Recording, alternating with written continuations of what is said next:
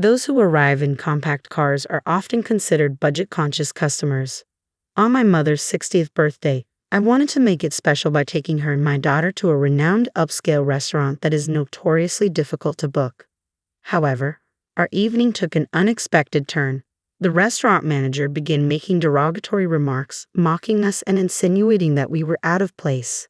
My mother, clearly upset, suggested we leave, but the manager just smirked. To her surprise, the other diners stood up in unison, glaring at the manager in disapproval. I'm Rebecca Miller, 28 years old, a single mother with a 3-year-old daughter. After separating from my husband due to differing values, I decided to raise my daughter alone. When I returned home to share the news, my mother welcomed us with open arms. Overwhelmed, I broke down in tears. Seeing my distress, my mother offered for us to move in with her. She had been living alone since my father passed away a few years ago, and she was delighted at the idea of having us. With my mother's 60th birthday approaching, I wanted to do something extraordinary. I managed to secure a reservation at the coveted restaurant, known for being booked years in advance. I was prepared for a long wait, but a cancellation allowed us to get a reservation for her birthday month. My mother was thrilled when I told her. Her reaction made all the effort worthwhile. The day of the reservation arrived, and I drove my mother and daughter to the restaurant, never anticipating any problems. Miss Rebecca Miller, is it? Please come this way, said the host. The grand entrance was fitting for such an exclusive venue, and my mother and I were in awe of the opulent decor while my daughter remained her usual cheerful self. Seeing my mother's delight, I felt confident that the evening would be perfect. After a brief wait, our appetizer arrived, a beautifully presented salad. Both my mother and I were excited, especially since the restaurant had a special menu for my daughter, a thoughtful touch. As we enjoyed our meal, my mother began recognizing some of the patrons. I know that person, she said, pointing out several celebrities she had seen on TV. I glanced around, noticing the same faces and feeling a part of this glamorous world. Everyone seemed to be enjoying my mother's and daughter's presence, and the approving looks from fellow diners reassured me about bringing my young child. The appetizers were finished, and the first main course was served, its elegant presentation adding to the evening's splendor. Instinctively, I pulled out my phone and took a photo. Almost immediately, a different staff member approached us. His displeased expression caught me off guard. "Excuse me, could you please refrain from taking photos?" he asked curtly. I apologized, trying to explain. I just wanted to capture the moment. His next words were laced with disdain. "This is typical of people like you. Why are you even here? Who let you in?" His muttered comment was clearly audible, making me feel deeply uncomfortable. I tried to hide my discomfort, looking down to avoid dampening my mother's mood. However, my daughter's sudden crying brought me back to the moment. She had dropped her bread on the floor, and her cries echoed in the quiet restaurant. People began to turn their attention toward us, and I panicked, attempting to calm her down, but the more frantic I became, the less effective my efforts were. The rude staff member from earlier approached again. "Ma'am, you're disturbing the other patrons with all this noise." "I'm so sorry," I said. "I'll calm her down right away." "You really shouldn't bring children to places like this," he retorted, his sarcasm unmistakable. My mother overheard this time. Clearly irritated, my mother spoke softly but firmly. "It's your attitude that's truly ruining the reputation of this establishment." Her comment only seemed to fuel his hostility. "This isn't a place for children, you know.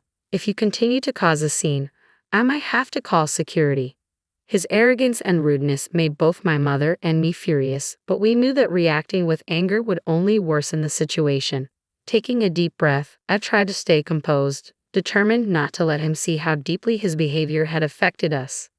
I could hear my mother murmuring a similar apology.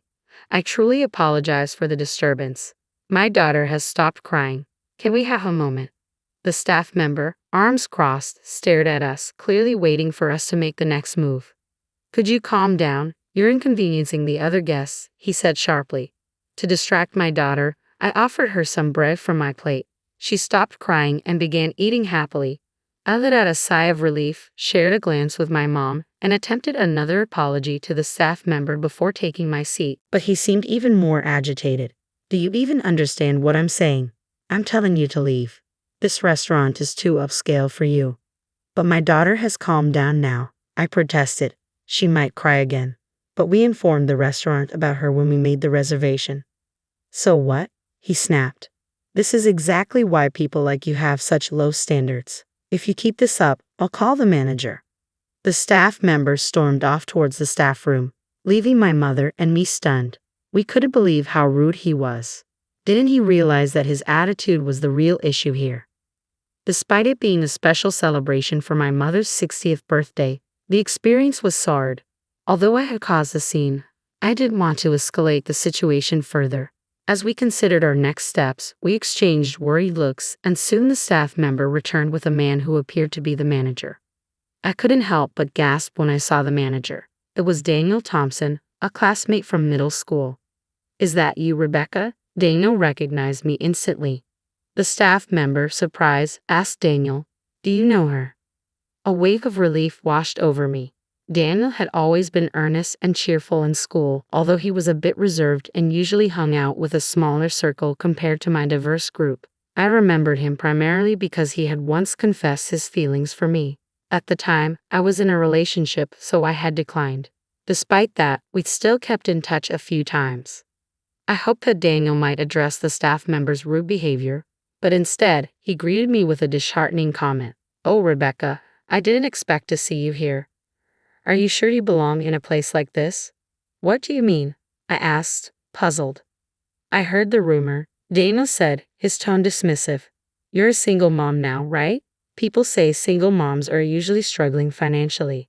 This is a high-end restaurant. It would be a problem if you couldn't pay later." Daniel's mocking smile and unrestrained scrutiny were shocking. I remembered him as a kind person back in school, but he seemed to have changed significantly. "How can you say that?" I retorted. "I made a reservation and paid in advance." "You've always been so headstrong," Daniel said with a smirk. "Maybe that's why your husband left you. You need to know how to flatter people sometimes." "What does that have to do with anything?" I asked, bewildered. Daniel continued, his disdain evident. "Isn't that your compact car outside?" "So what if it is?" I replied, my irritation growing. Daniel chuckled derisively. "People who drive compact cars don't belong here. Didn't you notice when you parked? No one else drives a compact car. Everyone else has a Mercedes or something similar. Aren't you embarrassed to be so out of place?" His contempt was palpable. It was as if the Daniel I once knew was long gone. He assessed us with disdain and said, "You look downright poor. You clearly don't fit in here. If you understand the staff's concerns, why don't you just leave?" I felt my irritation rise as I was treated like we were causing trouble and refusing to leave. We had made a reservation and paid in advance. We had every right to dine there. I couldn't believe that Daniel, who used to be so kind, would now judge people based on their appearance. After everything he said, there was no reason for my mother and me to stay. The food might have been excellent, but we didn't want to be associated with a restaurant that had such disrespectful staff and a manager who had clearly changed. "Daniel, you've really changed. If this is how it's going to be, we're leaving," I said firmly. He seemed oddly satisfied. "I'm living the dream now," he said with a smirk. "I'm definitely better off than you. Don't think you can just call me by my first name." "It's a shame how much you've changed," I replied. Daniel's smirk widened. "That's because you rejected me back then. Even though you're not that pretty, I'm happier now. Isn't it refreshing?" He cheerfully high-fived a nearby staff member, and they both laughed. It was clear that Daniel still held a grudge from all those years ago. Understanding that made his awful attitude a little more comprehensible to me. "Say whatever you want," I said. "I'm certainly happier than someone who still harbors a grudge from the past. I have a wonderful daughter and a caring mother." Turning to my mom, I added, "Let's go." When I responded confidently, Daniel seemed to take pleasure in my irritation. He probably thought I was just being a sore loser. It frustrated me to no end, but shouting at him wouldn't change anything. I never imagined that a classmate could become so different.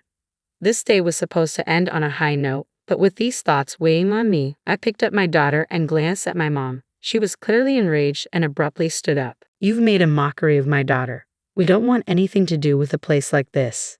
As you said, we're leaving," she declared loudly. Her words reverberated throughout the restaurant, and to our surprise, all the diners who had been enjoying their meals began to stand up and prepare to leave. I was stunned, unable to grasp what was happening. "Wait, what's going on?" I called out, bewildered. I'm sorry for the disturbance. We'll handle these rude customers right away, Daniel said, trying desperately to prevent the diners from leaving. But his efforts were met with cold stares from every direction.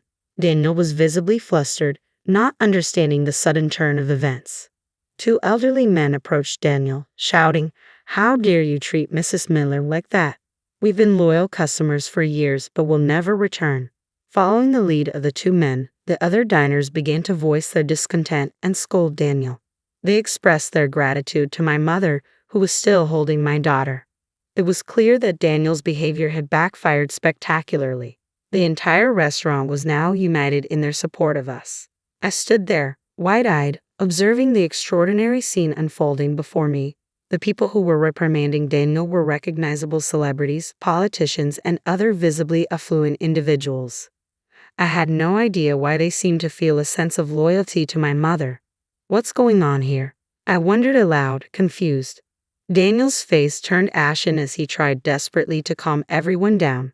The staff member beside him also appeared to be losing color. I looked at my mom with a puzzled expression, and she revealed an astonishing truth. All these people used to be regular customers of mine when I was a traditional sweets maker. What? I was as shocked as Daniel. I knew my mom had been a sweets maker, but I had no idea she had catered to such high-profile clients. One of the celebrities nearby spoke up. Mrs. Miller's sweets were the best in the country. My mom blushed at the compliment and replied modestly, "I may not be a professional craftsman anymore, but thanks to all of you, I became quite skilled. I'm truly grateful.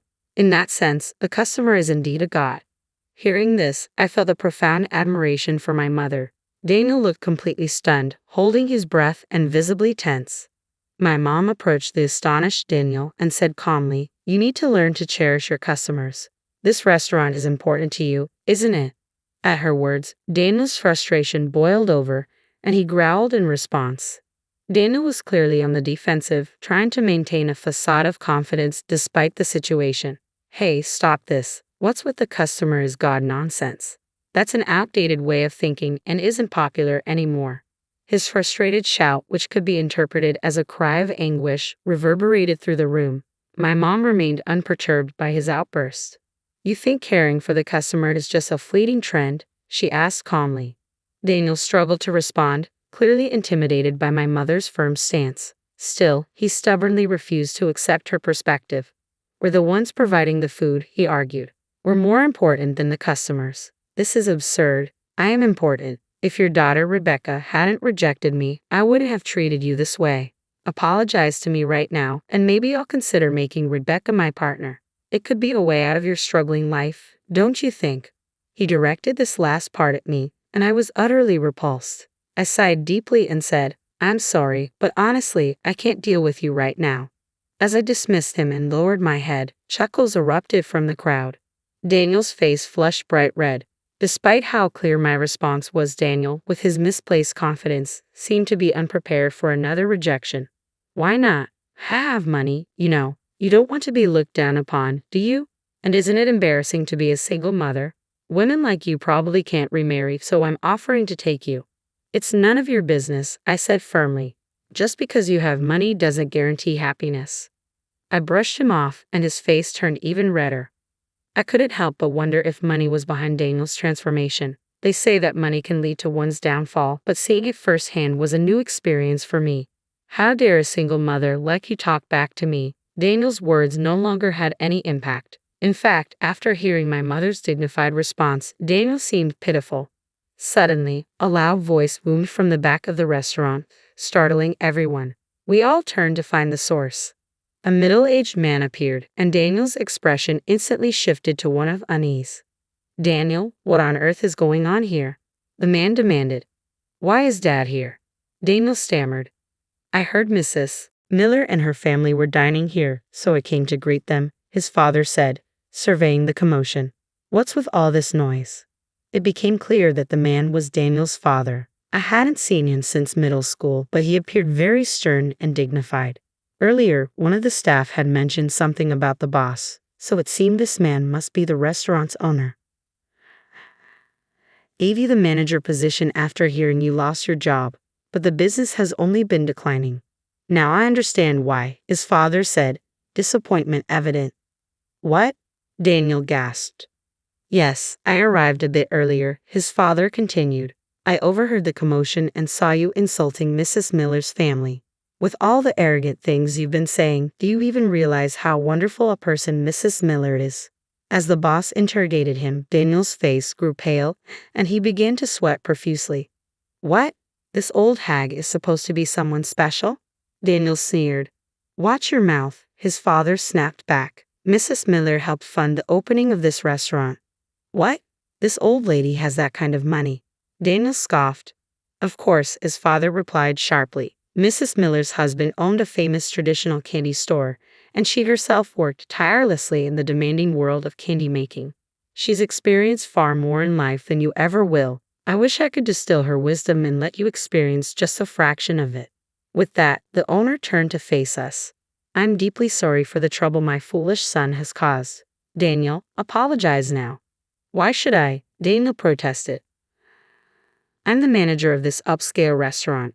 Didn't you trust my abilities enough to leave me in charge? This is my place, and I make the rules. Enough with your arrogance, the owner cut him off. What have I done, making someone like you the manager? I'm so disappointed in you. You're never setting foot in this place again. What? Daniel's jaw dropped in shock. In a panic, he started apologizing to his father, but the owner's decision was resolute. You're apologizing to the wrong person, his father said firmly. You should be apologizing to Mrs. Miller and her family. Please, I'm so sorry, Daniel begged. I finally made it, and I don't want to lose it all over something like this. Still going on about that. The owner shook his head in disbelief. His face was a picture of shock. No one would want to discover their child was so arrogant and disrespectful. If my own daughter had acted this way, I would have made the same decision as the owner. We all glared at Daniel, who was now visibly distressed. The owner began to recount how Daniel had ended up working at the restaurant. Daniel used to work at a renowned hotel, he explained, but he racked up massive debts from gambling. The chaos caused by debt collectors led to his firing. Lost and desperate, Daniel returned home and begged me for a job. At the time, I had been offered a promotion to CEO of the company. The story painted a clear picture of Daniel's downfall and reinforced the gravity of his behavior. So, Daniel's father decided to leave the upscale restaurant to his son and manage several other establishments in the same chain. At first, Daniel worked diligently, and the owner felt reassured. However, sales at Daniel's restaurant soon began to plummet. The owner had been trying to understand the cause of the decline for some time. Complaints about Daniel's poor attitude from the staff kept surfacing, but without concrete evidence, he wanted to believe in his son's abilities. Today, his hope had turned to certainty. It's truly a shame, the owner said, looking at Daniel with deep disappointment. Daniel, who looked as though he had been struck by lightning, began to apologize frantically. Dad, please forgive me. I've been trying my best, haven't I? Rebecca, please say something to my dad for me. What exactly should I say? I asked, my voice cold. We were classmates, remember? For old time's sake. You're really something, I continued. You truly are the worst. Daniel's face fell further as he absorbed the disdain in my words. Both my mother and I sighed, taken aback by the turn of events. After the confrontation, Daniel was dismissed from his position as manager and disowned by his father, leaving him without a place to go. It later came to light that Daniel had accumulated new, hidden debts. Despite his decent salary, he had squandered most of it on gambling and mistreated his staff daily. He had a particular favorite among the staff, one who was also a former college junior of Daniel's. This staff member, who had a problematic attitude, was hired on Daniel's orders. Eventually, he was dismissed along with Daniel. With everything lost, Daniel sank further into gambling to escape his troubles, struggling to pay off his debts. His actions had not only ruined my mother's 60th birthday celebration, but also showcased his lack of integrity. To make amends, Daniel's father arranged a party for us at a hotel he owned, offering a free room as an apology. At the party, I made many new friends and realized just how much people cherished my mother. Everyone there had known her from her days as a traditional sweets maker, coming to her shop to buy her confections as gifts. Her enduring connections were a testament to her charm and kindness. I hope to follow in her footsteps and become the kind of mother my daughter looks up to with the same admiration.